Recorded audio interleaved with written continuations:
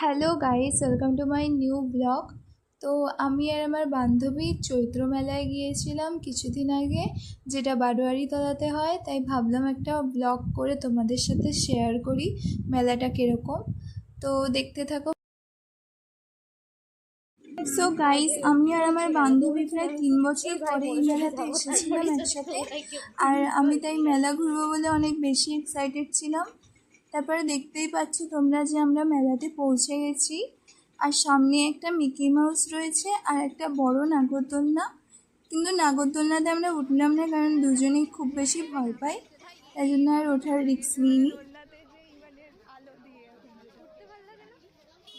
আমরা যেহেতু কোনো দোলনায় চড়লাম না, তাই জন্য আমরা সোজা মেলার ভেতরের দিকে চলে যাই। এইটা রাস্তার ধারে ছিল, রাস্তার ধার দিয়ে দেখতেই পাচ্ছ, তাই জন্য গাড়ি যাচ্ছে, টোটো আর কি। আর রাস্তার ধারে অনেক দোকানপাট বসেছিল, কিন্তু মেলার বেশি দোকান তো মাঠে বসে, তাই জন্য আমরা ভেতরের দিকে যাচ্ছিলাম আর যেতে যেতে একটুখানি ভিডিও করে নিচ্ছিলাম।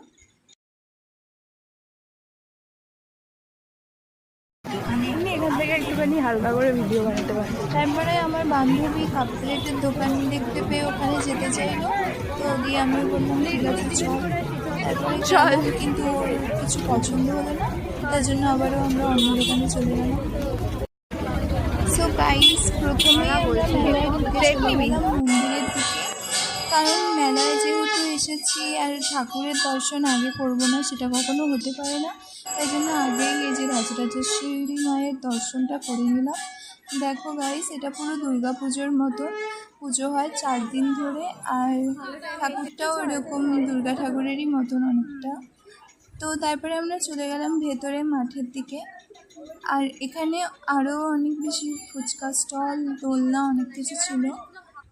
আমরা ঘুরছিলাম এখানে। আর গাইস, এখানে পেছনে একটা স্টেজ আছে।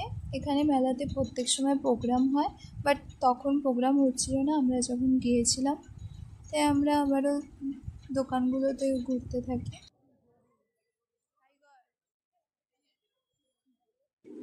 তারপরে গাইস, আমরা আবারও চলে গেলাম এই পুতুলের দোকানটার কাছে। পুতুলগুলো দেখে এত সুন্দর লাগছিল, ভাবলাম যে যাই একটু দেখে আসি। আমার বান্ধবী ওর বোনের জন্য নেমে গিয়েছিল। আমার এই টেডি বিয়ারটা খুব বেশি পছন্দ হয়েছিল, কিন্তু মেলাতে যেহেতু দাম বেশি বলছিল তাই জন্য নিলাম না। আর আমার বান্ধবীও লাস্টে কিছু নেয়নি ওখান থেকে, তাই জন্য আমরা অন্য দোকানে চলে যাই। আর আমি চলে যাই আমার পছন্দের সাজার জিনিসের দোকানে।